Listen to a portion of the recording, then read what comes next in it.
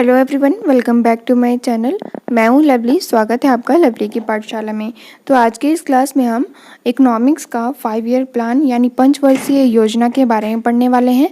आपके आने वाले सारे एग्ज़ाम के लिए ये इम्पॉर्टेंट है। खासकर आपका पेट के एग्ज़ाम में ये अलग से टॉपिक दे रखा है, तो इसलिए मैं ये वीडियो लेकर आई हूँ ताकि आपको आने वाले एग्ज़ाम जितने हैं उसके टॉपिक क्लियर होते जाए। मैंने प्लेलिस्ट बना रखा है यूपी ट्रिपल एस सी। अगर आपको कोई टॉपिक पढ़नी है तो मेरे प्लेलिस्ट में जाके देख सकते हैं, वहाँ से आपका डाउट क्लियर हो जाएगा। तो आपको ये वीडियो अगर अच्छा लगा हो तो लाइक करिएगा, शेयर करिएगा, वीडियो में अंत तक बनी रहिएगा। इस क्लास में हम 5 ईयर प्लान यानी 12 जो प्लान थे हमारे 1951 से लेके 2017 तक जो प्लान थे उसे हम ट्रिक से जानेंगे कि किस किस वर्ष में किस किस बातों पे फोकस किया गया था, वो ट्रिक से हम जानेंगे।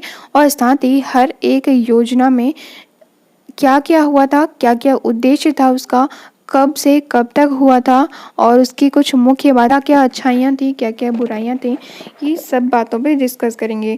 जैसा कि आप स्क्रीन पे देख पा रहे होंगे, मैंने अपना नोट्स बना रखा है। देखिए ये मेरे नोट्स हैं, इसी से मैं आपको आज पढ़ाने वाली हूँ। देखिए कैसा बना रखा है मैंने, सब कुछ उद्देश्य क्या है उसका, मुख्य किस बातों पे बात किया गया है। साथ ही हम हर एक योजना के अंदर कितने जीडीपी निर्धारित किए गए थे और कितने प्राप्त हुए थे, ये सब भी बातें हम जानेंगे। और कौन कौन से योजना सफल रही थी, कौन असफल रही थी, क्या क्या बातें उसमें हुई थी, ये सब बातें हम इस क्लास में जानने वाले हैं।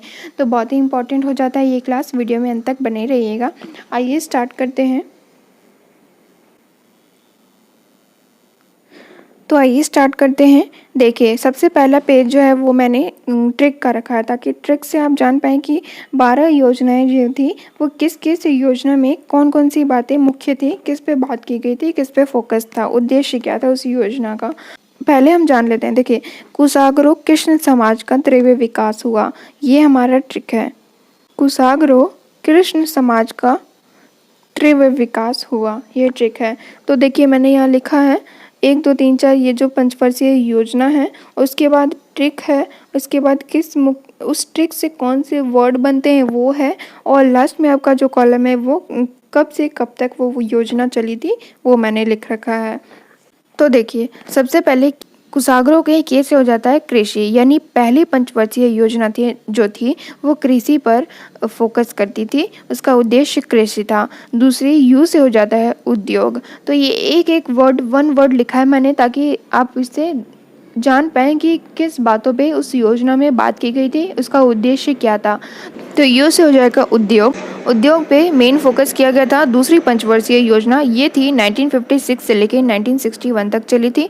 तीसरी जो हो जाती है हमारा एस से हो जाता है स्वावलंबी, ये 1961 से लेके 1966 तक चली थी। ए से हो जाता है हमारा आत्मनिर्भर, ये 1969 से लेके 1974 तक चली थी।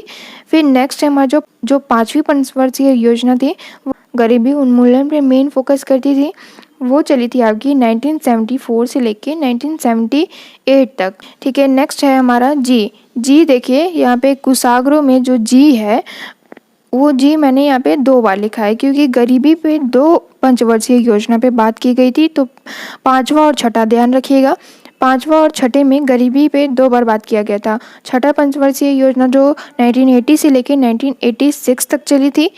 मैं आपको बताऊंगी कि यहाँ पे जो गैप हो रहे हैं, देखिए तीसरी पंचवर्षीय योजना के बाद 1966 के बाद डायरेक्ट यहाँ पे 69 आ जाता है, तो यहाँ पे 3 साल का गैप हो गया है। तो आगे की वीडियो में हम जानेंगे कि ये गैप क्यों हुआ है।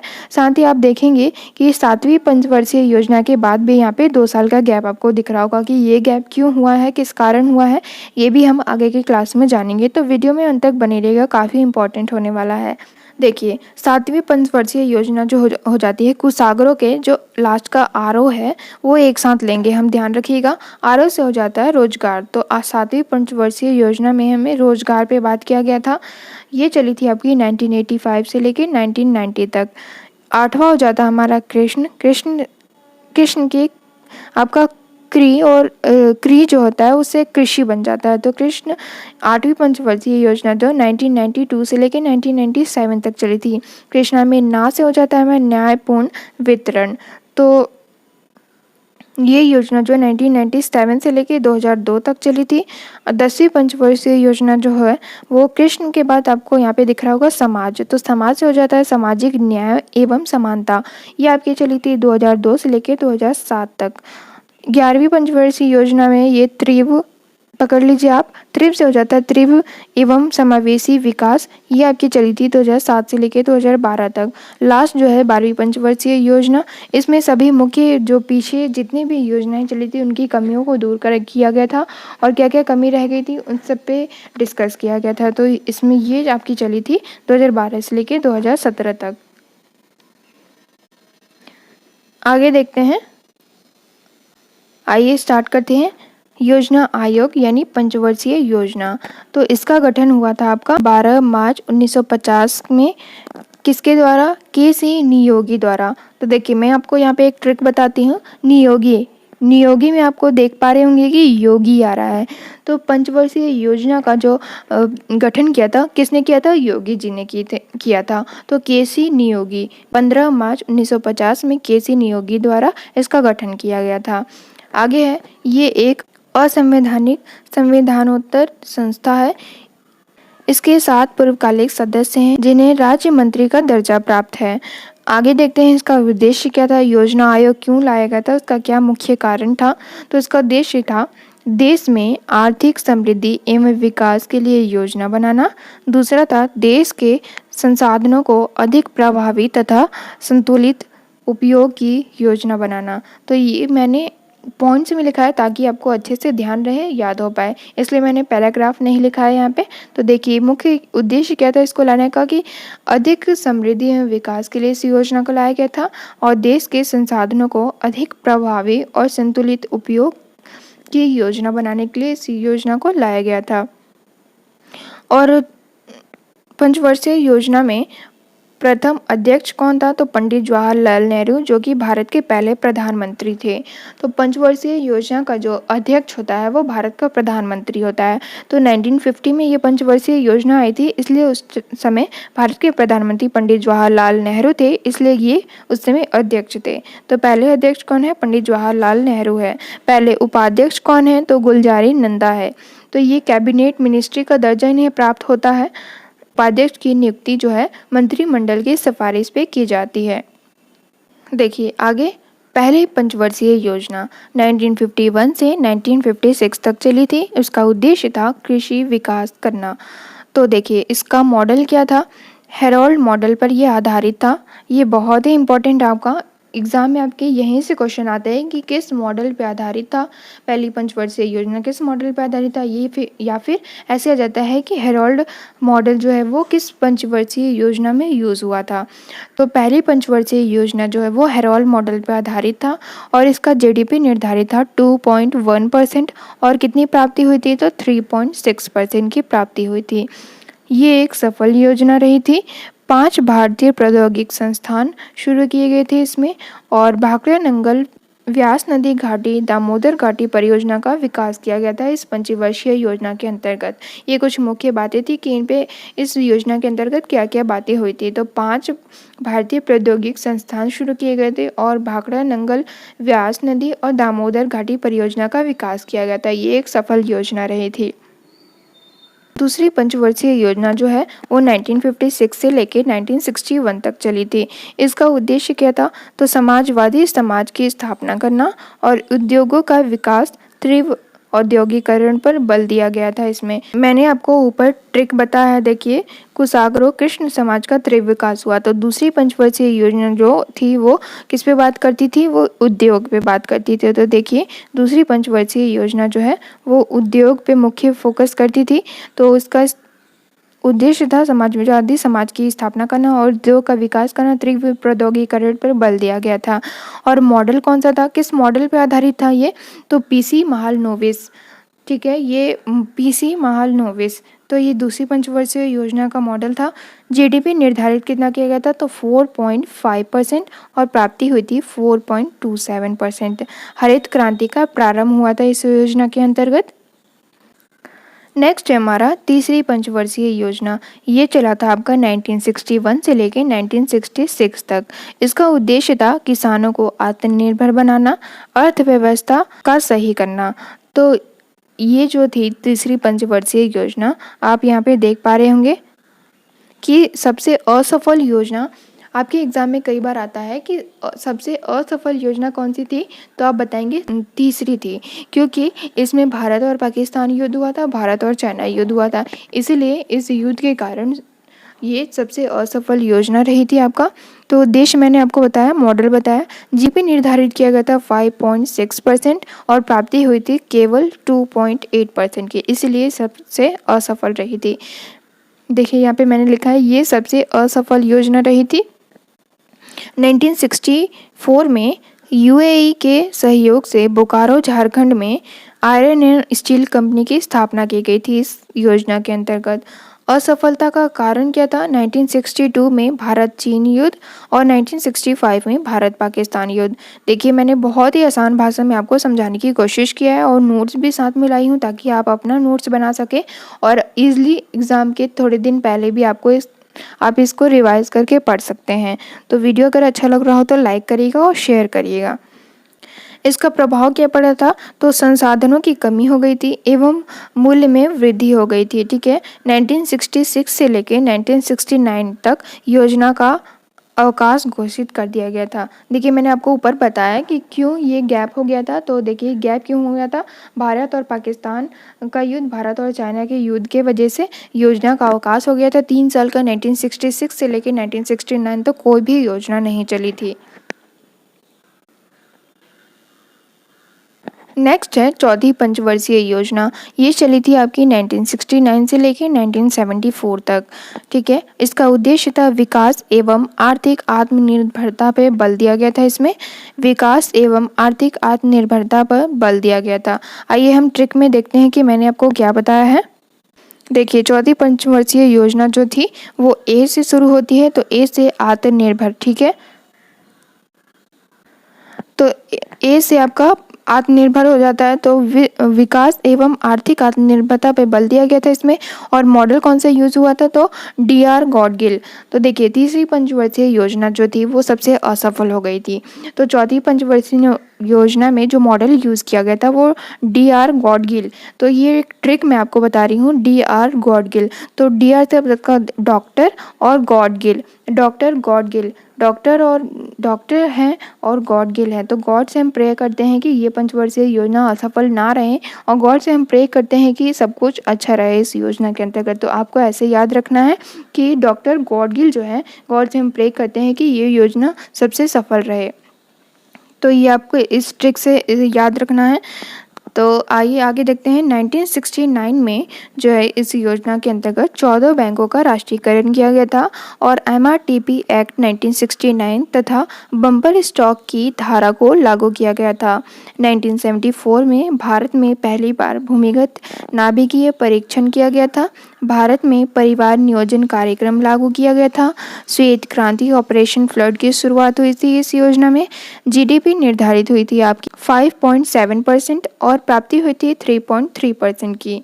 और इसका कारण क्या रहा था? तो 1971 में भारत और पाकिस्तान का युद्ध हुआ था।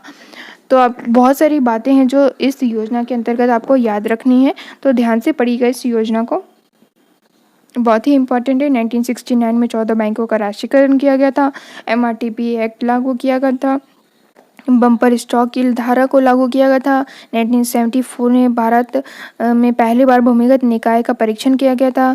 परिवार नियोजन कार्यक्रम लागू हुआ था। श्वेत क्रांति आया था आपका। ये सब बातें आपको याद रखनी है।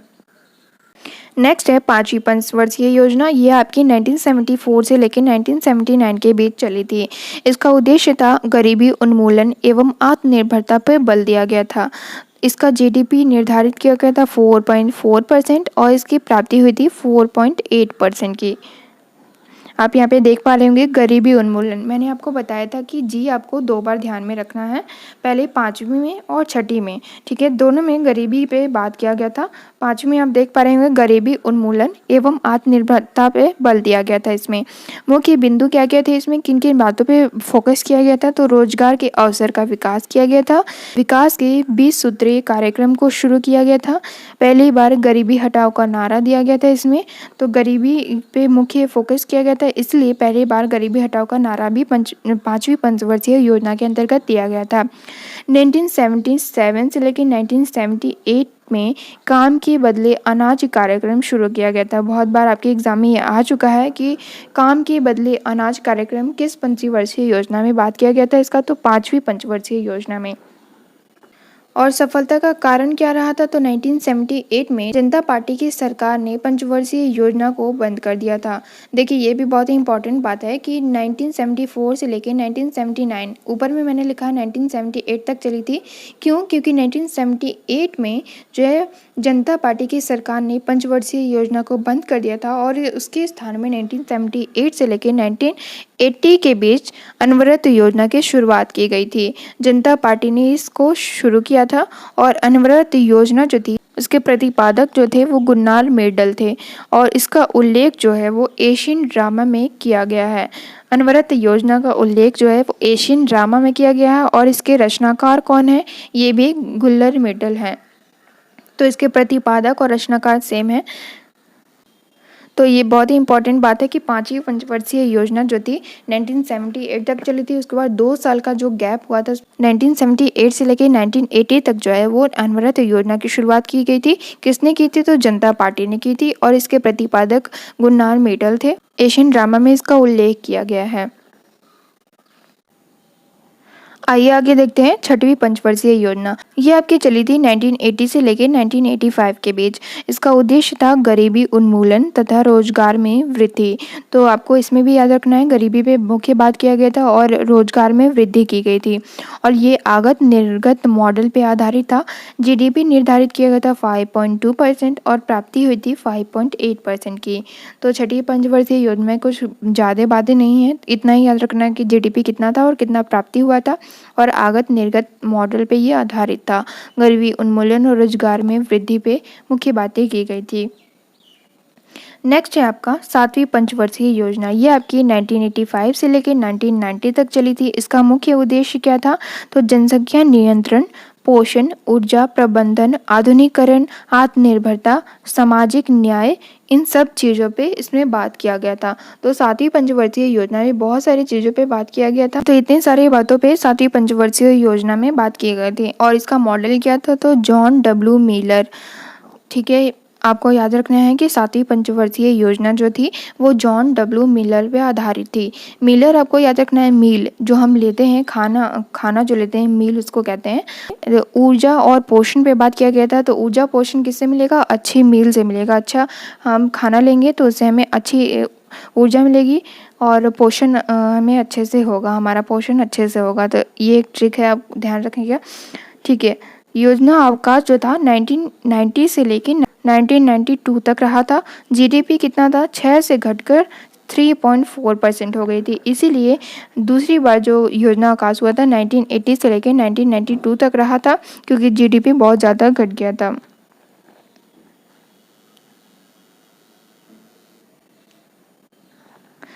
नेक्स्ट है 8वीं पंचवर्षीय योजना। ये आपकी चली थी 1992 से लेकर 1997 तक। इसका उद्देश्य था रोजगार के अवसर उपलब्ध कराकर मानव संसाधनों का विकास करना और इसका जीडीपी निर्धारित किया गया था 5.6% और प्राप्ति हुई थी 6.8% की। मुख्य बिंदु क्या क्या थे, तो पीएम रोजगार योजना शुरू किया गया था इस योजना के अंतर्गत और 1993 में राष्ट्रीय महिला कोष का गठन किया गया था। तो ये कुछ बातें आपको ध्यान रखनी है। 8वीं पंचवर्षीय योजना में रोजगार के अवसर उपलब्ध कराए गए थे और जीडीपी आपकी 5.6 से थी और प्राप्ति हुई थी 6.8% की और पीएम रोजगार योजना की शुरुआत हुई थी इसमें। नेक्स्ट है आपका 9वीं पंचवर्षीय योजना। ये 1997 से लेकर 2002 तक चली थी। इसका उद्देश्य था न्यायपूर्ण वितरण प्रणाली एवं समानता का विकास करना। ये योजना कुछ हद तक असफल रही थी कारण क्या था कि व्यापार में आई मंदी और भारत पाक युद्ध, ये नवी पंचवर्षीय योजना थी वो कुछ हद तक असफल रही थी और जीडीपी निर्धारित किया गया था 6.5% और प्राप्ति हुई थी 5.4% की। नेक्स्ट है आपका 10वीं पंचवर्षीय योजना, ये 2002 से लेकर 2007 तक चली थी। उद्देश्य क्या था इसका, तो गरीबी और बेरोजगारी को समाप्त करके अगले 10 वर्ष में प्रति व्यक्ति आय को दोगुना करना, और दूसरा उद्देश्य था उपभोग स्तर को बढ़ाना। ये दो उद्देश्य थे 10वीं पंचवर्षीय योजना में कि गरीबी हटाओ, बेरोजगारी को समाप्त करो और अगले 10 वर्षों में प्रति व्यक्ति आय को जो है वो दोगुना करना था। नेक्स्ट है हमारा 11वीं पंचवर्षीय योजना, ये आपकी 2007 से लेकर 2012 तक चली थी। इसका उद्देश्य था विकास की उपलब्धि को तीव्र गति से प्राप्त करना। तो ट्रिक में भी मैंने आपको बताया था कुशाग्र कृष्ण समाज का तीव्र विकास हुआ, तो 11वां में आपका तीव्र आ जाता है, तो तीव्र विकास किया गया था कि विकास की उपलब्धि को तीव्र मतलब बहुत ही तेज गति से प्राप्त करना, और इसका जीडीपी निर्धारित किया गया था 9% और प्राप्ति हुई थी 8% के। मुख्य बिंदु किन पे बात किया गया था, तो अनिवार्य शिक्षा कार्यक्रम लागू किया गया था, समावेशी किसान पद्धति के अंतर्गत किसानों का कर्ज माफ किया गया था। इसमें 11वीं पंचवर्षीय योजना में आपका अनिवार्य शिक्षा प्रदान किया गया था और समावेशी किसान पद्धति के अंतर्गत किसानों का कर्ज माफ किया गया था। लास्ट है आपका 12वीं पंचवर्षीय योजना, यह आपका 2012 से लेकर 2017 तक चला था। 2015 में आपका नीति आयोग आ गया था जो कि पंचवर्षीय योजना के स्थान पर आया था। तो आपको नेक्स्ट आपको टॉपिक मैं उस पर लाने वाली हूँ। वीडियो अगर अच्छा लग रहा हो तो वो वाला टॉपिक मैं डिस्क्रिप्शन में डाल दूँगी, वहाँ से आप चेकआउट कर सकते हैं। ये वाला वीडियो आपको कैसा लगा हो कमेंट में ज़रूर बताइएगा। तो 12वीं पंचवर्षीय योजना 2012 से लेकर 2017 तक चली थी। 10% आर्थिक विकास दर हासिल करने का लक्ष्य रखा गया था। पूर्व में जारी सभी योजनाओं परंपराओं को दरकिनार करके संसाधनों को विकास करना एवं ढांचागत परियोजनाओं के ऊपर ध्यान देना इसका मुख्य उद्देश्य था। कृषि क्षेत्र में विकास दर को 4% का लक्ष्य रखा गया था। तो ये कुछ बातें थी जो कि 12वीं पंचवर्षीय योजना के अंतर्गत हुई थी। तो ये सब बातें आपको ध्यान रखनी है। ये वीडियो काफ़ी बड़ा हो गया है लेकिन काफ़ी इम्पोर्टेंट था, इसलिए मैंने आपको एलोबरेट करके अच्छे से डिटेल में हर एक चीज़ बताया है। तो वीडियो कैसा लगा हो कमेंट करिएगा और अपने दोस्तों के साथ शेयर करिएगा वीडियो अच्छा लगा हो तो। और वीडियो में कुछ कमी रह गई है तो कमेंट करके बताइएगा, मैं नेक्स्ट वीडियो में इसको सुधार करने की कोशिश करूँगी। मिलते हैं नेक्स्ट वीडियो में। Thanks for watching, bye.